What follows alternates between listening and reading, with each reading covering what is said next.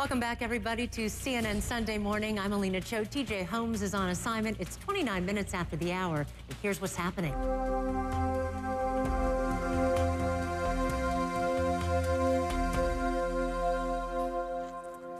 There's no question that the heart and soul of the civil rights movement was embedded in the Black church. And one name synonymous with activism is the Ebenezer Baptist Church under the helm of Dr. Martin Luther King Jr.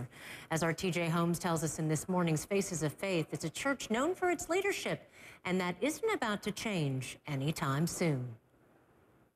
I know that justice is indivisible. This image of Dr. Martin Luther King Jr. delivering his passionate, fiery speeches from the pulpit of Ebenezer Baptist Church is seared into Americans' memories of the civil rights era. I like to say that Ebenezer Baptist Church was born to fly. Martin Luther King Jr. is a part of that long tradition. But while Dr. King was freedom's voice, I think it's important to emphasize that he was a part of a long freedom train.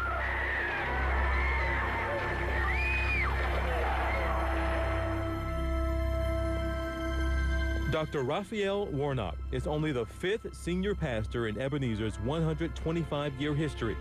Warnock says every one of them has a track record linked to Dr. King's legacy. His maternal grandfather, the second pastor of his church, A.D. Williams, was an activist in his own right.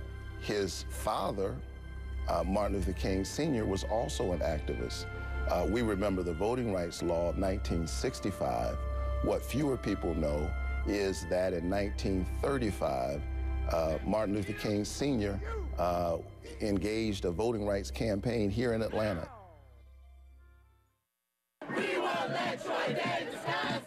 Warnock says that sense of activism continues today, as witnessed recently by the church's vocal yet failed efforts to stop the execution of Troy Davis, following a murder conviction based in part on testimony later recanted. This is Jim Crow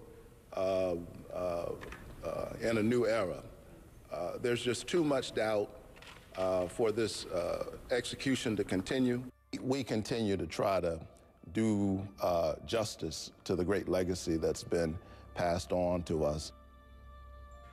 Ebenezer's flock moved into this now historic building in 1922. Then in 1999, a new church opened. Like the old building, the new one is a meeting place for the city's African-American community. It was standing room only the night Barack Obama was elected president.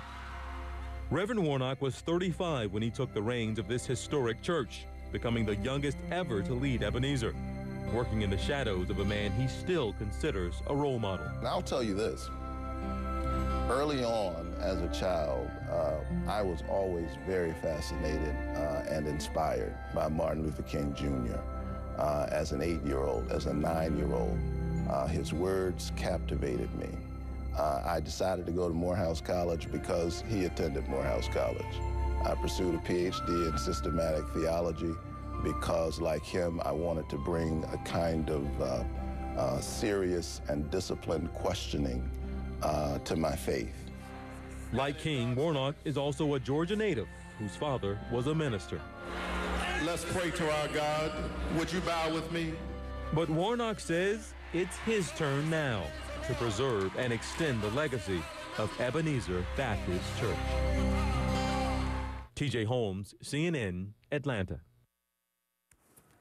And if you'd like to read more about religion and spirituality, go to our Belief blog at cnn.com/belief. You can also share your thoughts.